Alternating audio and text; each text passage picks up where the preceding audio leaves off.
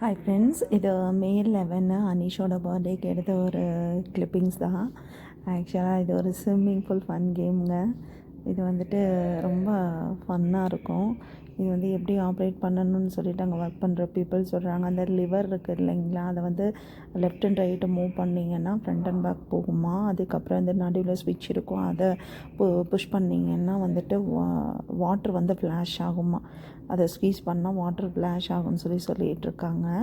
So இப்போ அந்த இதெல்லாம் எடுத்து விட்டுட்ருக்காங்க. ஸோ தள்ளி உட்காந்துட்டு இப்போ தான் ஸ்டார்ட் பண்ணுறான் அனீஷ். இப்போ அந்த லிவர் இப்படி இப்படி மூவ் பண்ண உடனே ரொட்டேட் ஆகுது. ரொம்ப என்ஜாய் பண்ணாங்க. அனீஷ் வந்து அவனுடைய ஃப்ரெண்டை இன்வைட் பண்ணியிருந்தான். அவன் ஃப்ரெண்டு யாஷ்வா, அவன் ஹரீஷோட போயிட்டான். நான் தான் போகிறதா இருந்தது. அதுக்கப்புறம் அப்பா சரி நான் போகிறேன் அப்படின்ட்டு அனீஷ் அப்பா அவங்க சொன்னதுனால அவங்க 2 பேரும் தனியாக போயிட்டாங்க. இது சின்ன பிள்ளை மாதிரி நல்லா என்ஜாய் பண்ணார். எங்கள் வீட்டுக்காரரும் தம்பியும் பார்த்திங்கன்னா நல்லா என்ஜாய் பண்ணான். இதான் ஒரு ஃபன் கேம் தாங்க. ஸ்விம்மிங் பூல் ஒரு ஃபன் கேம் தான்.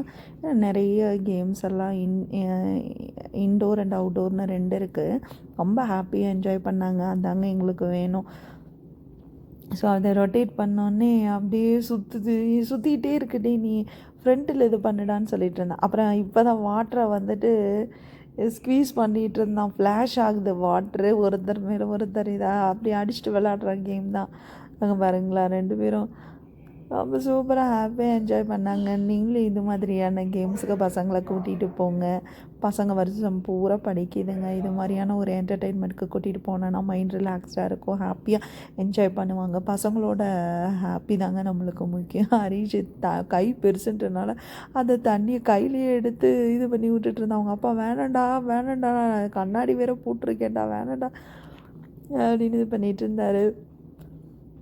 பட் ரொம்ப ஹாப்பியாக என்ஜாய் பண்ணாங்க. இந்த வீடியோ உங்களுக்கு பிடிச்சிருக்குன்னு நினைக்கிறேன். பிடிச்சிருந்ததுன்னா லைக் பண்ணி, ஷேர் பண்ணி, கமெண்ட் பண்ணுங்கள். மறக்காமல் சப்ஸ்கிரைப் பண்ணுங்கள். அங்கே மெயின்லி யூஎஸ் பீப்புள் தான் இருந்தாங்க. நம்ம இந்தியன் பீப்புள்ன்றவங்க நாங்கள் 2 பேர் தான்.